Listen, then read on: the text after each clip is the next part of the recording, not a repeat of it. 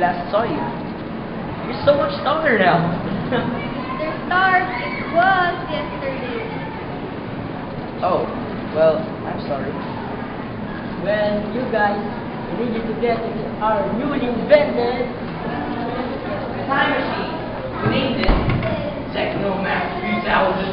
yeah. Wait, math? Yeah, but it's specially designed so that we go back to the time when the mathematicians and philosophers were still alive. Wait, mathematician? Uh-huh. Does that mean we can also communicate with any mathematician? Well, we're not sure about that. That's why we called you mentally. That's if it, if it really works. Wait, this is our chance. We could let a mathematician to teach us about the quadratic function. Or maybe we could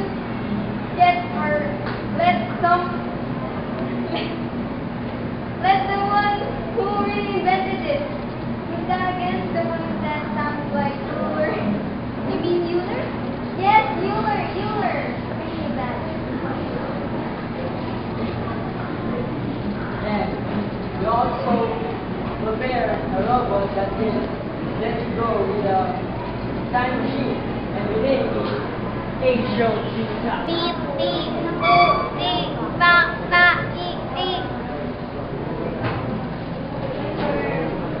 Now that's alien talk. Sorry.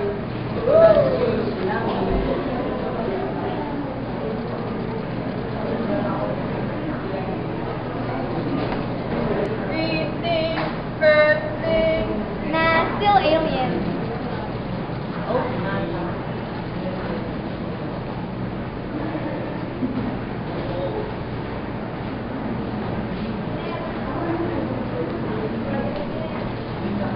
So we will go now? Yeah, here we go now. God bless. God bless you all. And have a safe trip. Bye-bye. Bye.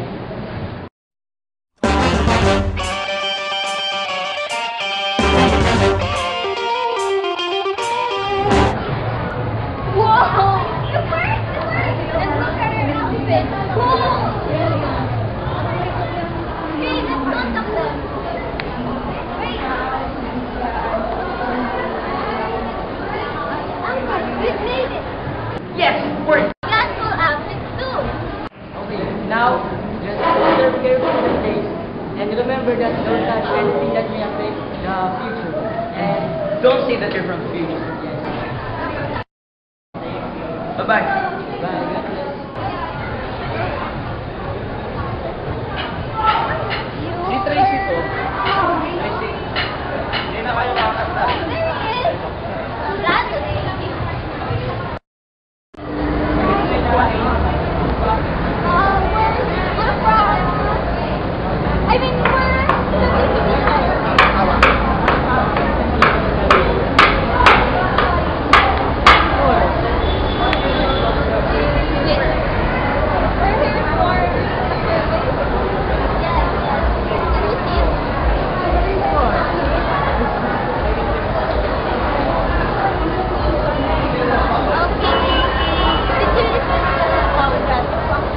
Yes.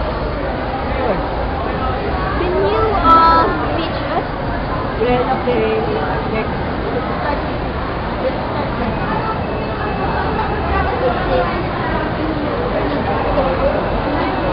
Something about it?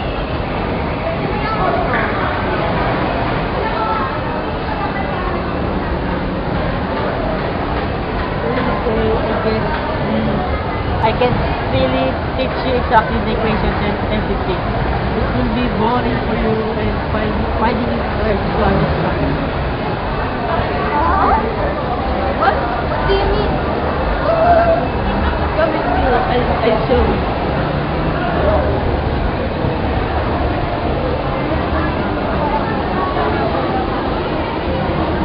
Knowing the equation and the formulas are not enough, but applying as well as to understand it. Well, look at that. What is that? Curved line? Exactly. And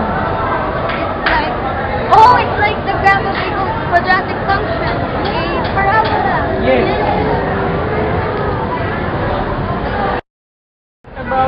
picture of zeros. Also don't know, but You. Look at this. This is the picture of a seesaw, and I think that this is the discriminant and this is the zero. What could you think? yeah, the discriminant is greater than zero. Zeros are really equal. Yeah. That's right. Now you. And then This. Let's say that if the d is less than zero, what will be the rule? wait, let's see. Oh, here. There. We are imaginary and equal. Very good. And of course, if the d and zero are equal, The roots are really equal. of course, Oh, I get it. then how many points does the parabola of this equation possess the exact? It does not. Wait. How did you know? How did you know? By finding the terminal. Yes! What is the discriminant? Negative 44. What would you include on that? If the discriminant is less than zero, isn't that past the x-axis? Yeah. Great! See? It's not that hard, isn't it? Yeah. Thank you very much. Apply it and enjoy learning it too. Thank you, sir. Thank you, sir. Understand it well. I guess you learn many things now. I will leave the rest now. So, I will leave now. Oh, we have to go. We need to wait.